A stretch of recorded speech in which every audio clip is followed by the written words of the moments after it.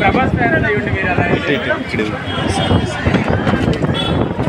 ఇక్కడ నుంచి మళ్ళీ ఒకసారి 100% అంటే 100% వస్తా. జై రెబల్ స్టార్. ఎంట్రీ ఎలా ఉంది?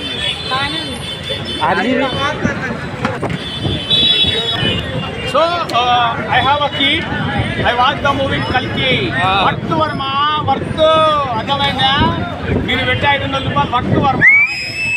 సినిమా ఓవరాల్గా ఎట్లా ఉంది ఏ సెంటర్ బి సెంటర్ కాదు, సి సెంటర్కి అయితే పగిలిపోతుంది collections.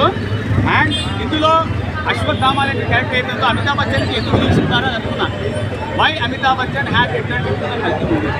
After watching the movie చూస్తున్నది నాకు అనిపించింది ఎస్ అమితాబ్ బచ్చన్ తప్ప వేరే ఎవరు చేయలేదు ఆ రోజు. డైరెక్టర్ ఏం చేశాడు తెలుసా, అమితాబ్ బచ్చన్ని యతి క్యారెక్టర్ 8 ఫీట్ హైట్లో యతి క్యారెక్టర్గా డిజైన్ చేశాడు ఆయనని. అండ్ ఇంకో విషయము, ఒక పెద్ద మనిషి వచ్చాడు, ఒరే ఇంకో 10 ఏళ్ళు తొక్కుతారా అన్నాడు.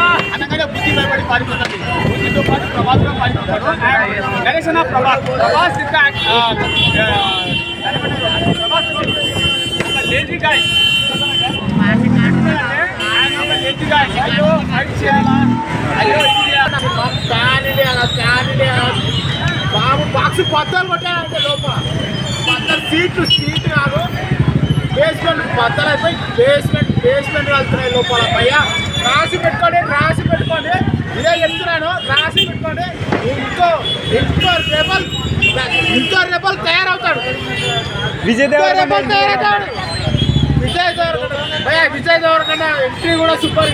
విజువల్ గా గ్రాఫిక్స్ గా ఏ విధంగా చూసినా కానీ అన్న మొత్తం రికార్డ్స్